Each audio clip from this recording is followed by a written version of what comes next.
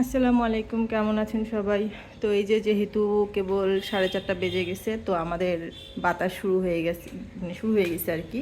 প্রতিদিন এই টাইমটা হলেই আর কি যে বাতাস প্রচুর আসে।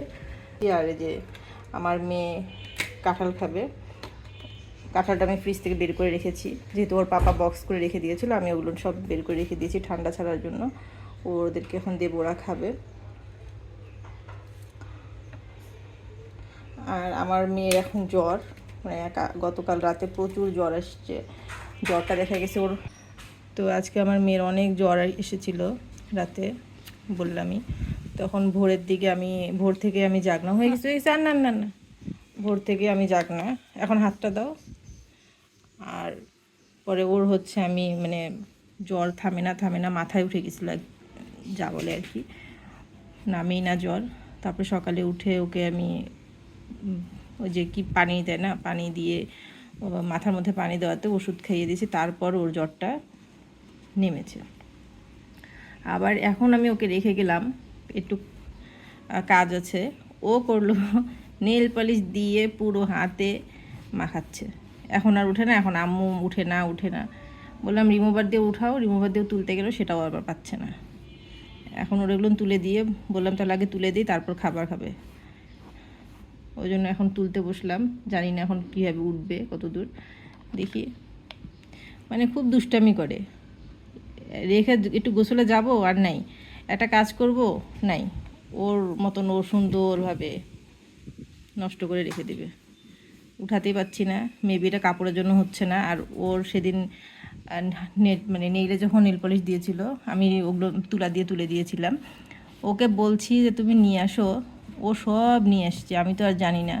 নিয়ে এসে ওগুলো দিয়ে বসে বসে আমিও তুলে দিয়েছি, ও ইচ্ছা মতন তুলছে। এখন নাই তুলা শেষ। তা বললাম দেখো, কাপড় দিয়ে একটু চেষ্টা করি, কাপড় দিয়ে উঠে কিনা। উঠাতেই পারছি না, তারপর দেখতে হবে একটু ভালোভাবে। তা আমি দেখি। তো এই যে মেয়ের হাতের রিমুভার দিয়ে নেল পালিশগুলো তুলে দিলাম, বললাম হাত ধুয়ে আসো, হাত ধুয়ে এসে খাও।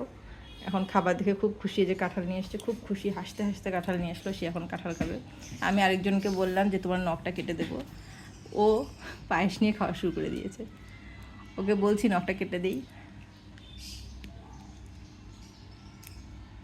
আচ্ছা, ওদের খাওয়াটা শেষ হোক, তারপর আমি ছেলের নখটা কেটে দিব।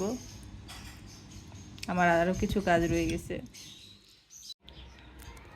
তো বাবুর নখ কাটবো, ভাবলাম ওরা খাক আর আমি একটু পাখির কাছে আসি। এই যে বাতাসের সব কাপড় পরে যাচ্ছে বেলকনি থেকে।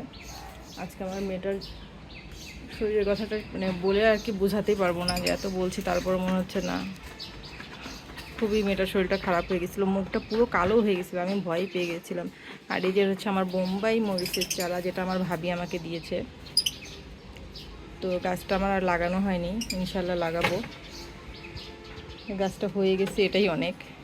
এই যে গাছটা কিন্তু অনেক সুন্দর হয়ে গেছে, মাশাল্লাহ।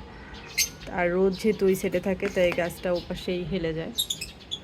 আর আমার গাছগুলোর কোনো কিছু ঠিকঠাক করা হচ্ছে না, পাখিগুলো খুব দুষ্টামি করছে। যে বারান্দায় দেখেছে মানুষ আসছে না, তাই এরকম করে। বারান্দায় মানুষ দেখলে এরকম করবে, বিশেষ করে যে এই দুটা। আর নিচেরটা, ওই যে নিচেরটাও দেখ রয়ে গেছে। বাইডি, এই যে এই যে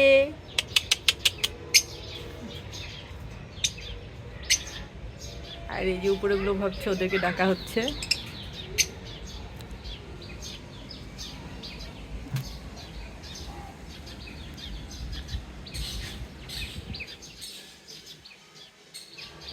প্রচুর বাতাস হচ্ছে, প্রচুর। আমার গাছগুলো একদম শেষ, একদম শেষ।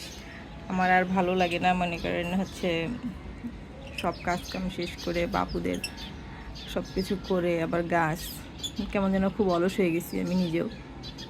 আমি এতটা অলস ছিলাম না, আমি গাছ বলতে অজ্ঞান ছিলাম। তো এই গাছটা হচ্ছে আমি ঢাকায় মানে ঢাকা থেকে নিয়েছিলাম, বাট এটা এখন দেখি চারা হচ্ছে আরেকটা।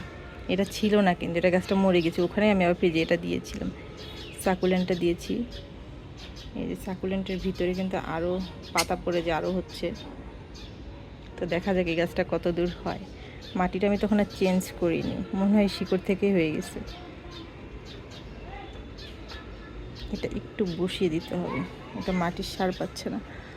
আর হচ্ছে আমার আর হচ্ছে এই যে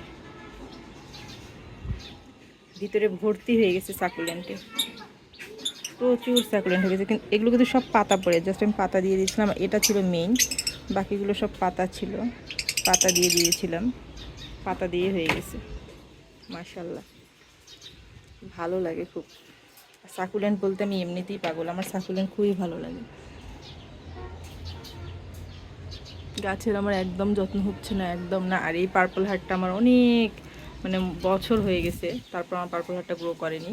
তার কারণ হচ্ছে পর্যাপ্ত পরিমাণে মাটি পায়নি। এতটুকুটার মধ্যে যে এটাও বেঁচে আছে এটাই অনেক। আমি চেঞ্জ করব, ওই তো বলছি করাই হচ্ছে না সময়ের কারণে, আর এখন সেরকম এনার্জিও পাই না, সেজন্য করা হচ্ছে না। আর এখানে আমার একটা গাছ ছিল, ও গাছটা আমি খুলে ফেলেছি, কিন্তু এই দড়িগুলো আমার খোলা হয়নি।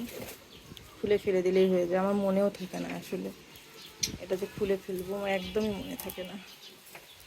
তবে খুলে ফেলবো এখন, পরে ফেলবো। আর এই দেখেন কি পরিমাণে বাতাস হচ্ছে এই টাইমটা, একদম মানে নিয়ম করে প্রতিদিন এই টাইমটাতে বাতাস হবে, প্রচুর বাতাস। আলহামদুলিল্লাহ,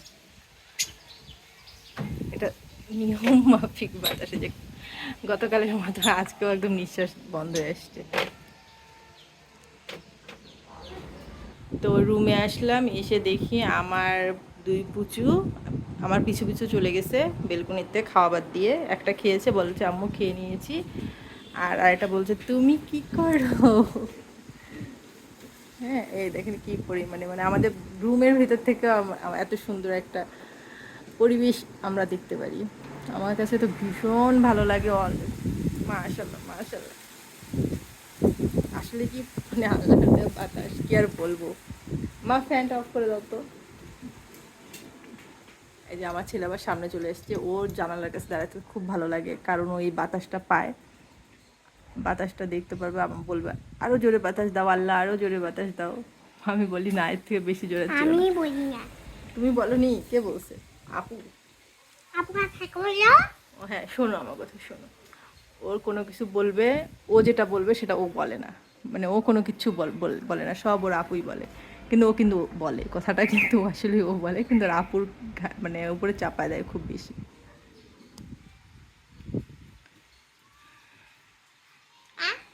তো আমার মেয়ে নিয়ে এসছে আমার জন্য কাঁঠাল, বলছে আম্মু খাবা, তা আমি বলি মানে ওর কাছে একটু খেয়ে নেই কাঁঠাল।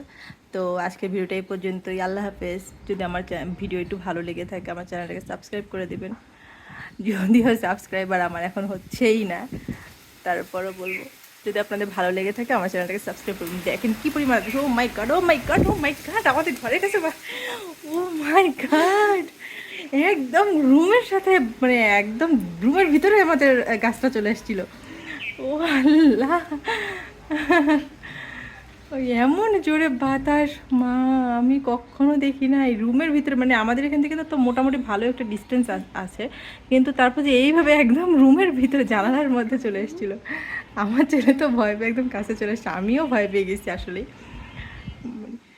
বাবাই পেশে আসো, আমি সত্যি আজকে ভয় পেয়ে গেছি, এত জোরে বাতাস। তো আজকে ভিডিওটা এই পর্যন্ত, আল্লাহ হাফেজ।